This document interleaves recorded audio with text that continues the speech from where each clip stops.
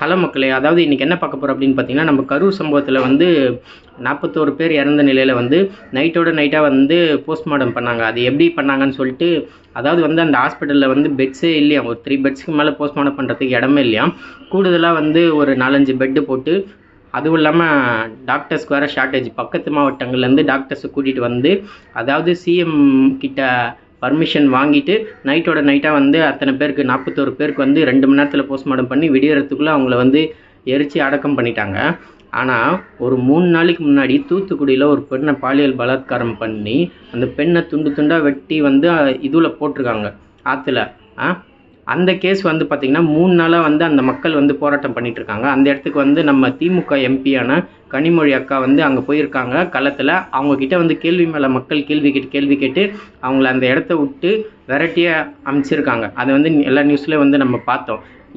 நேற்று வந்து கனிமொழி அக்கா வந்து பேட்டி கொடுக்குறாங்க. என்ன அப்படின்னு பார்த்தீங்கன்னா, சிஎம் வந்து அந்த கொலைகாரன் யாருன்னு கண்டுபிடிச்சி அவனை வந்து அரெஸ்ட் பண்ண சொல்லி உத்தரவு விட்டுட்டாரு, அதனால நாங்கள் தேடிட்டு இருக்கோம் அப்படின்னு சொல்கிறாங்க. ஓகே, நான் அதை அக்செப்ட் பண்ணிக்கிறேன். ஒரு மனுஷனாக கேட்குறேன், தாவேக்கா நிர்வாகியாக கூட கேட்கல, ஒரு மனுஷனாக கேட்குறேன்.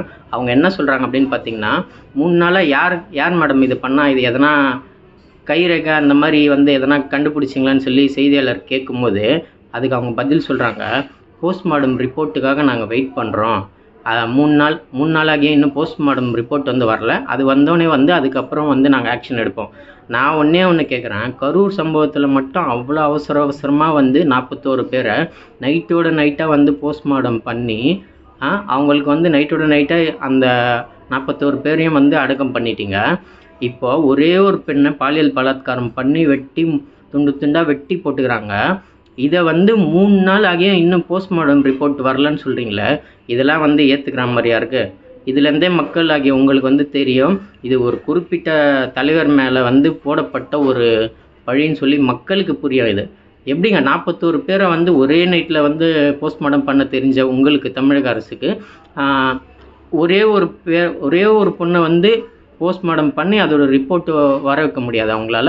3 நாளாவையும் இன்ன வரையிலும் அந்த தூத்துக்குடி சம்பவத்தில் வந்து அந்த பொண்ணோட போஸ்ட்மார்ட்டம் ரிப்போர்ட் வந்து வரவே இல்லை. இதுதான் நான் ஒரு மனுஷனாக வந்து ஒரு கருத்தை வந்து உங்களிடத்துல வந்து நான் முன்வைக்கிறேன். நீங்கள் இதை பற்றி என்ன நினைக்கிறீங்க அப்படின்னு சொல்லி கமெண்ட்ஸில் சொல்லுங்கள். நம்ம கனிமொழி அக்கா பேட்டி கொடுத்த வீடியோ வந்து நான் இதில் ஷேர் பண்ணுறேன், பாருங்கள் கைஸ். உங்களோட கருத்துக்களை இதில் பதிவிடுங்க.